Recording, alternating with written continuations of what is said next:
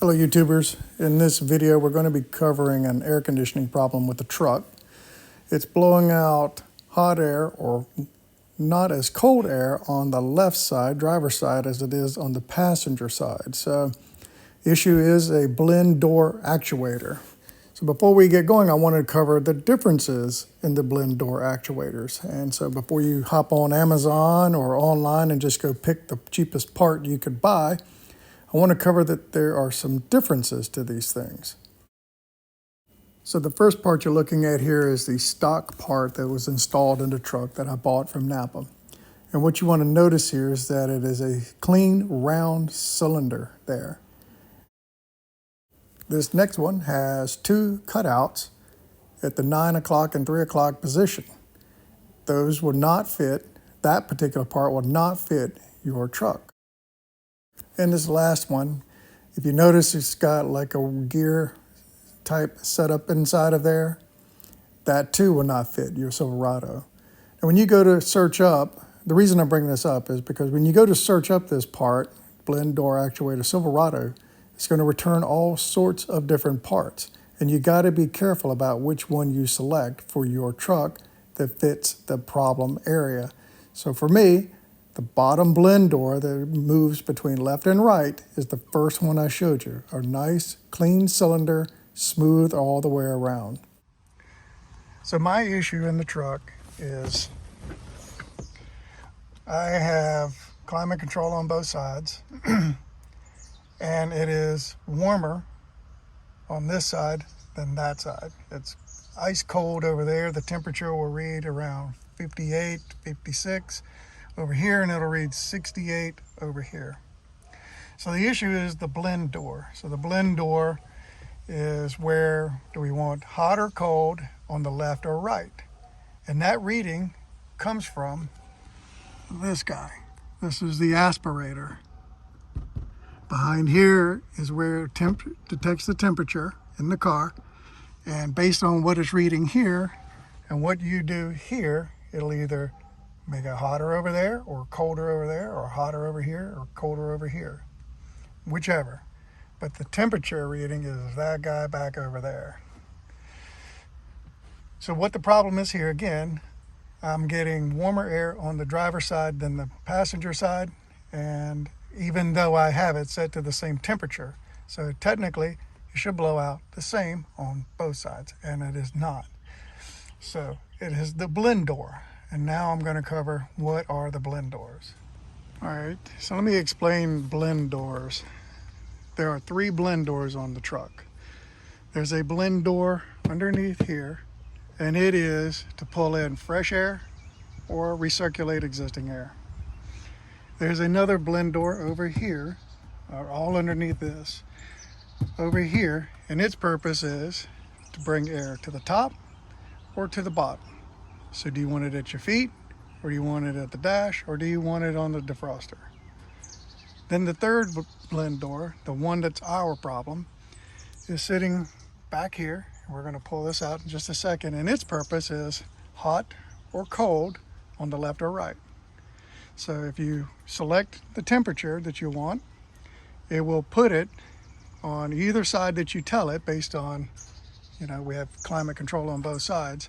It'll make it hotter over here, or hotter over there, or colder over there, and colder over here, depending on what you want. And the blend door there is to move the air from left to right. So we've taken care of fresh and recirculation. We've taken care of up or down, and now we're taking care of left to right. So those are your blend doors. I just want to kind of get over a brief description of what that is. Okay, YouTubers, here are the parts that you're going to need. I use my trusty little Cobalt kit here, but if you don't want to use it, you don't have to. But I liked how flush things get when you pop on the sockets. So this is a 7mm and this is a 7/32. In reality, it wants a 5.5mm for the screws that go onto the actuator itself. They're 5.5mm, but I don't have that. A 7/32 work just great. But otherwise, 7mm will get the black panel off the truck, and I'll show you that in just a moment. And one of the black panel bolts, screws, is further up in there. So you might want a deep well, 7mm. And then I have a flashlight just so I can see things clearly, and then the part itself, which I'll pop up on the screen, and that should be it.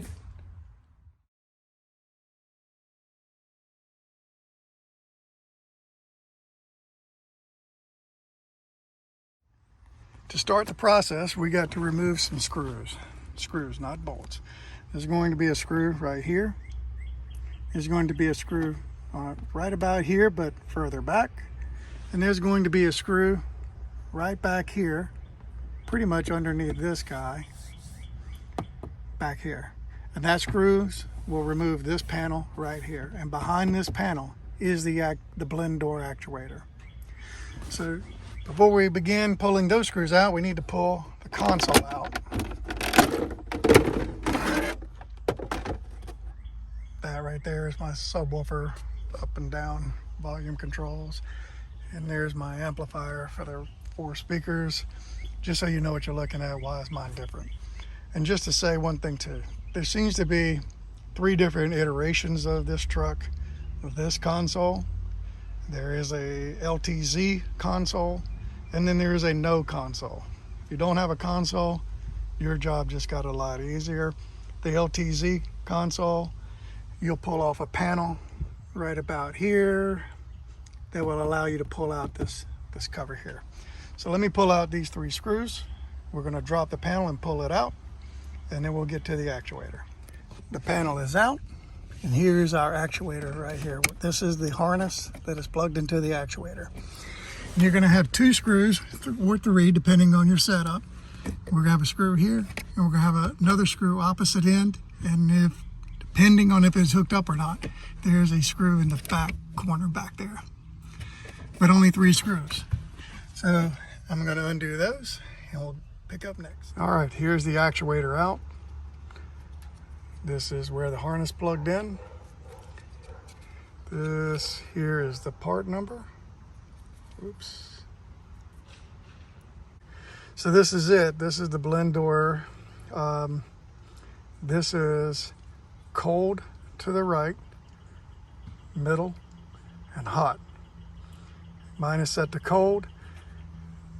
That's because I forced it over there, and I didn't want to do that, but I forced it, and it did fix my problem, because I did not want to buy this part for $140 and not fix my problem. So I forced this thing over and just did a quick test, because it was sitting in between. It was sitting right here. That's where it was sitting. I forced it further to the cold side, which is far right, and cold air started coming out nice and cool on the driver's side. So indeed, this is my problem, and this is the part that it's going to take to fix the problem. And there's the new part. I bought it at Napa. I could have bought it on Amazon for much cheaper, but I'm an immediate gratification kind of guy when it comes to air conditioning. I wanted this thing fixed and fixed right away. So this is the part number from Napa. It's a Dorman part, and let's bring it out.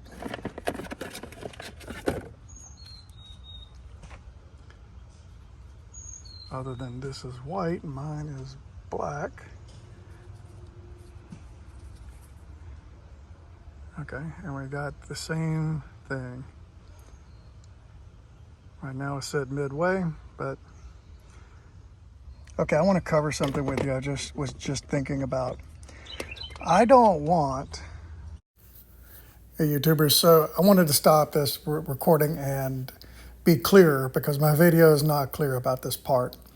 The 2 pins, you see how they're lined up on the first one with the white. It's lined up north-south, midway, if you will. And the one that came out of the truck is to the far right. That's because I forced it to the far right, and I don't want to force the new one to the far right. So what I ended up doing was putting the old one back in the truck and turning the temperature to the heat side, moving the actuator to the middle. What I wanted is for this thing to be the same when I go to put the new one in to where the old one came out. I don't want to have to force anything. I don't want to have to twist anything that doesn't need to be twisted. I just want to drop out the other one like I did and pop in the new one, and both of them be midway when that takes place. So that's what I ended up doing. I turned the heater on, the actuator, I could feel it move, and when I felt like it was moving just a little bit, I cut the car off. It stopped midway, which is lucky for me. It stopped midway, and then all I did was pop in the new one. Okay, so I was able to adjust the temperature up to 88 degrees, and that moved the actuator close enough to the middle to where I feel like I should be able to pop this in and see what happens. So I'm going to show you what you got. Get a flashlight. Right there is your piece that the motor is going to turn, the actuator is going to turn. You want to make sure that your part fits up in there easily.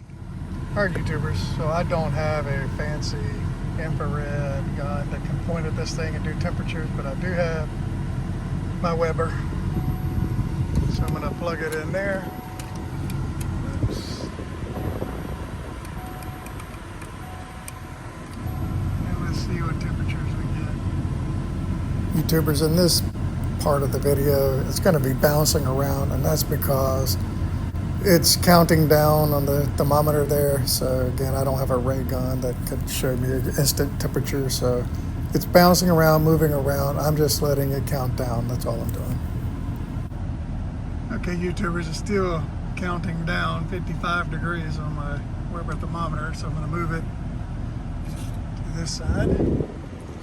See, watch it go up. It's going up. Let's put it back in. Going back down.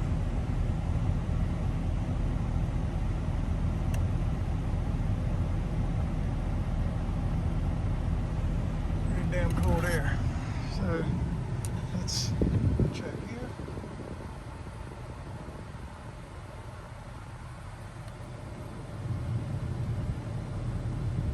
Oops.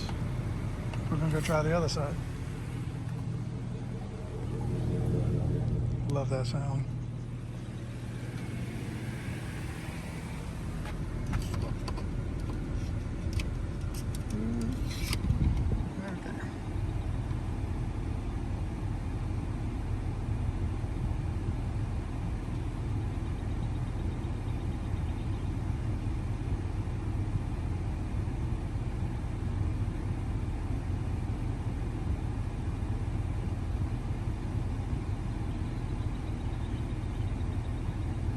Anyway, nice and cold. So YouTubers, all I'm going to do from here is put everything back, put the cover back over that panel over there, put this back in this hole, and call it job done. So YouTubers, if you like the video, like the video.